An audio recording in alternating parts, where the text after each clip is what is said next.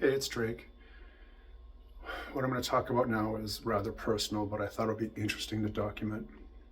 You may be curious about what I'm going to talk about because maybe this is something you're considering doing. So, beginning of the year, I started talking to some people online from Southeast Asia in anticipation of me going over and visiting, and I made a couple friends, one of whom you may have seen in my videos. Her name is Sophia, and she is from Cambodia. When I went over there, I met up with her and spent a week with her. And we decided we would try to get her to come over to America for a visit. When I got back here, I found out the process is not that simple. You can't just decide to come and visit in America.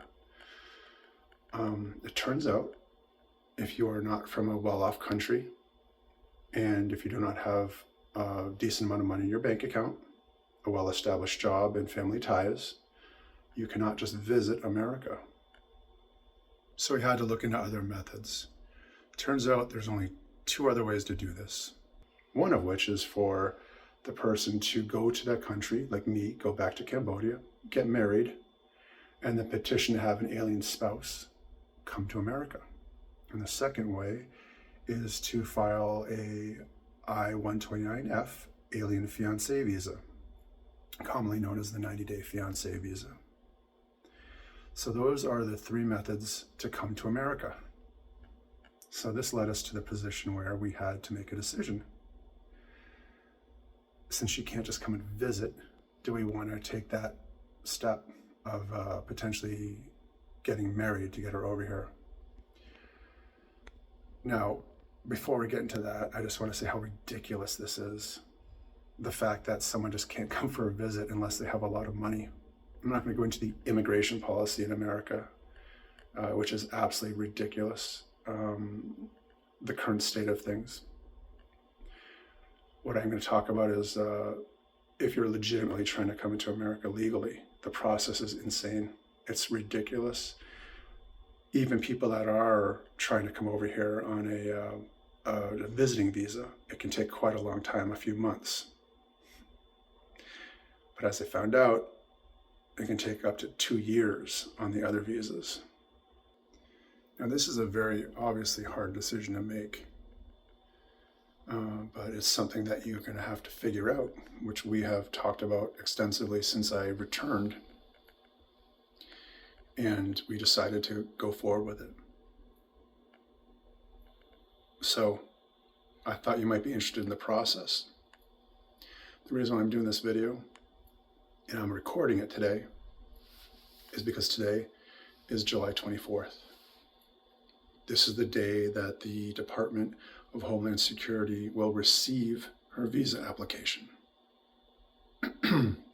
Now, as I said, it's going to take up to 2 years for the entire process, and the wait time right now is up to a year on this part right here. Could be even longer. There's no guarantees.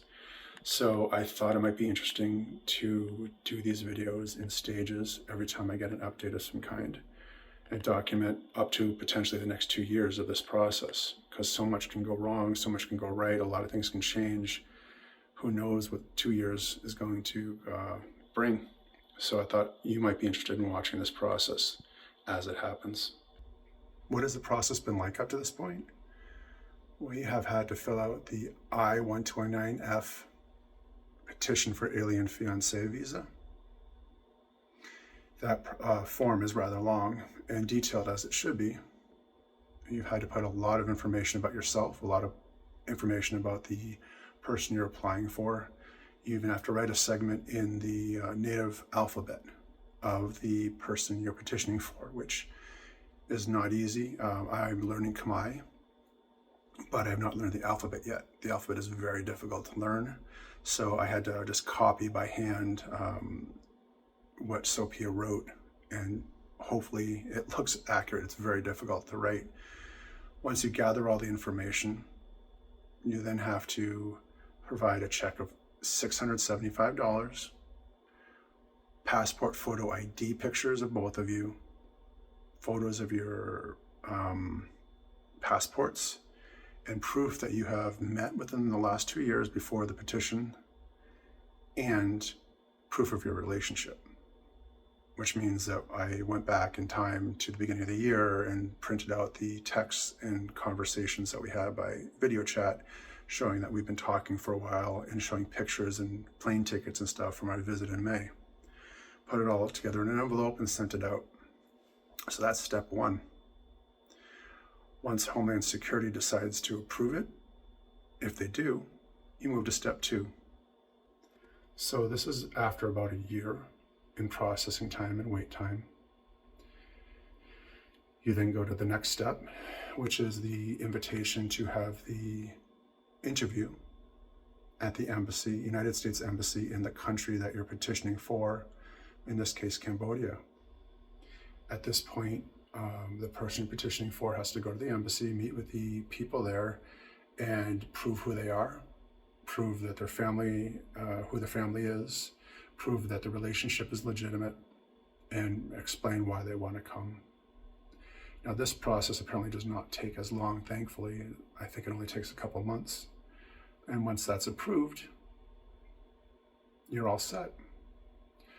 So the interesting thing about this is the processes, again, could take up to 2 years, but you can't anticipate because you don't know if you can get approved or not. So you have to wait until you've been approved before you can get the plane ticket and make plans and arrangements. So this can add a couple more months onto that. If you do it right after the application's been approved, it's gonna be super expensive.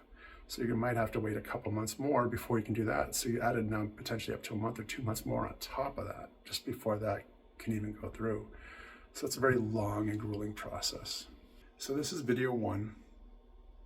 I'm only gonna do major updates. If there's been any change in status, any more required documents, and stuff like that along the way.